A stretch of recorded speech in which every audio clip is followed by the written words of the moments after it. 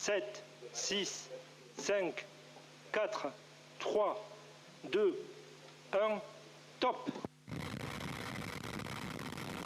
Allumage P120 et décollage. The very first Vega C on her inaugural flight, clearing the mast, like you said, in a blink of an eye. Trajectoire nominale. Just see it through the cloud. Oh, it's a technology high on the leading edge of life there. Pilotage calme. It's going to be quick, Dante, and you are not joking. It's like George Russell in a racing car. Trajectoire nominale. From the beach in Kourou, yes, look at how fast it is. The acceleration is more than 2G. Acquisition, télémesure par station Saint-Jean. 200 Formula One cars pushing together. And we have, Les paramètres à bord sont normaux. The flight director saying that all the parameters are nominal and everything is going well so far. Yeah, it's already going faster than a fighter jet. It's just past that milestone. Pilotage calme. We're following the rocket, of course, because it's visually it's out of sight. I can actually hear it from the Jupiter control center now. But paramètres à bord normaux. We've got a beautiful quasi-synchronized animation for the duration of this launch. It's not telemetry synced, so although we see things happening on the screen, we will wait for the flight director, who will announce that the event has actually happened. Trajectoire nominale. There we go. Everything's normal. The screen is full of information. Dante, can you give us a little bit of information about all those different parameters? We can see here the ground track, so the projection of the trajectory on the ground. Then the altitude. Paramètres à bord normaux. Parameters still nominal. The distance from the launcher and its speed. And of course, the time passed since the liftoff, almost 1 minute 40 seconds. Yeah, and we've seen some beautiful external camera shots there. They are delayed by about 40 seconds. Paramètres à bord normaux. For technical reasons. And there we go, everything's still normal. We are currently flying under the propulsion of the P120C developed by Euro Propulsion, a joint venture between Ariane Group and Avio. We're already coming up to a major double milestone in a few seconds. P120. And Pilotage calme. Dante will explain what that double milestone is. It's a unique, complex separation of the spent Trajectoire nominale. Yes, we are hearing that the trajectory is nominal, parameters are nominal. P120C is slowing its thrust, and we are approaching the separation. Let's wait for the announcement of the flight director. The animation. Séparation P120. There he goes. He's Allumage Z40. And it's ignited. Yeah, this is already a very major milestone of this flight, because we had the in-flight qualification, so demonstration that we fulfill all the objectives and requirements for this first stage that can be considered qualified for future Vega C missions and flight proven to be used as strap-on booster for the upcoming Ariane 6.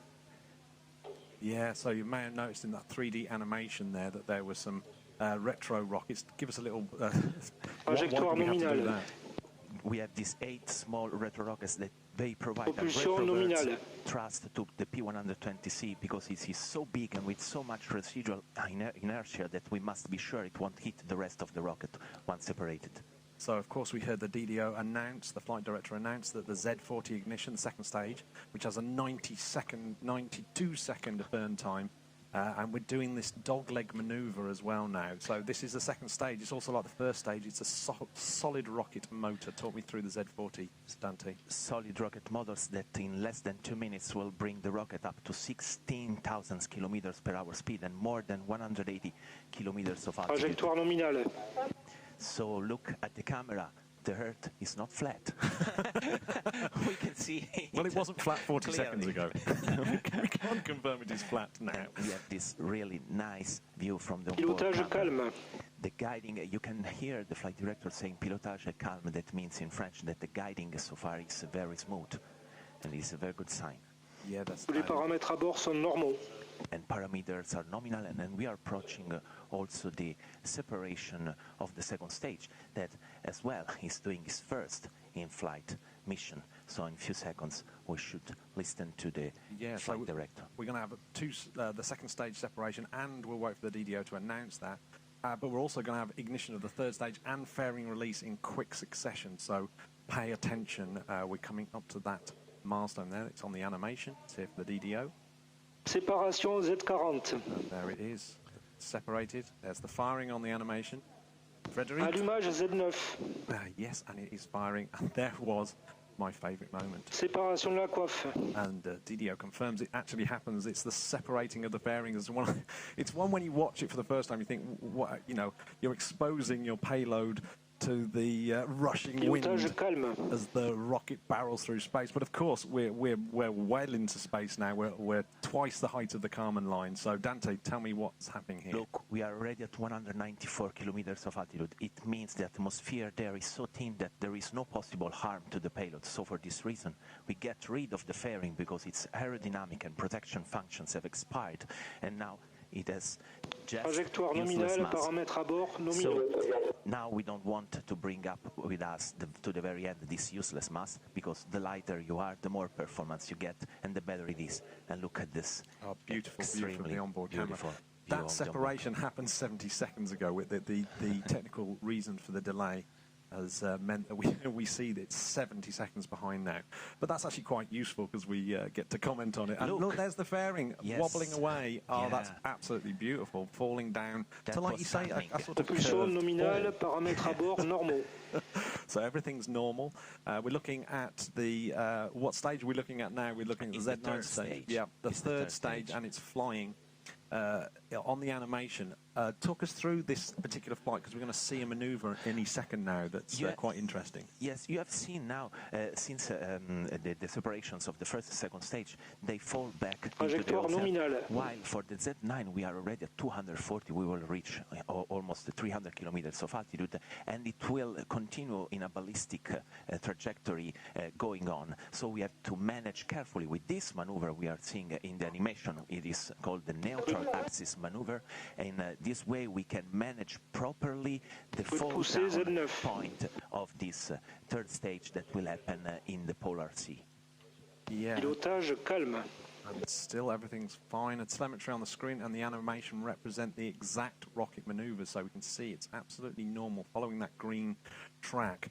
So we'll always hear the confirmation from the flight director that things are happening, but the animation seems to be just before he's saying it. And everything is still normal. That third stage is almost spent now. It's how's it different? It's no different from the other two stages, is it? No, it's just smaller, but it brings the most difference in terms of gain in speed. Séparation Z9. There we go. The Z9 has separated. Confirmation. It will safely fall near the pole, and this is Vega's first time around the globe, and unfortunately last as well.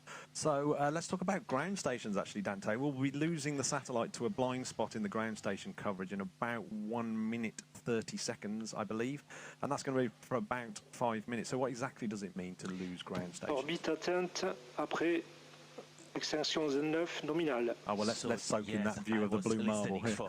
I was listening for the flight director saying that still everything is nominal. So the rocket is guided autonomously by its own board computer. That is good. No one with the joystick piloting it. Just watching the that separation of the stage falling down. This is amazing. Yeah. Awesome.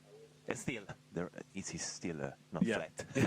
Yeah, but what we have to absolutely need to do is to constantly know where it is, the launcher, and how it is doing. We have listened so far to visibilité Saint-Jean. Yes, to the various announcements from the flight director, and he can do this only because we have this ground station, so big antennas spread all around the world that are there to retrieve all the telemetry data coming from the rocket.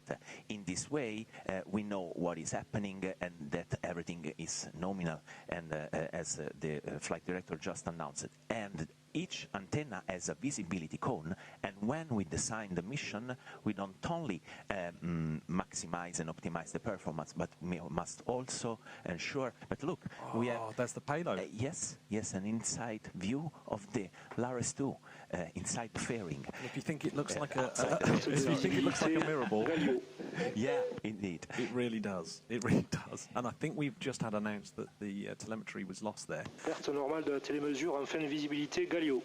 Exactly, and so I was saying that thanks to we ensure that all the main events happen in full visibility. Yeah, so we're higher than the ISS. I don't know how we managed to miss it, but we managed to miss Visibilité Galio confirmée. the ISS there. So there was confirmation the rocket is out of sight, but it's certainly not out of mind. She's bravely flying all on her own. What happens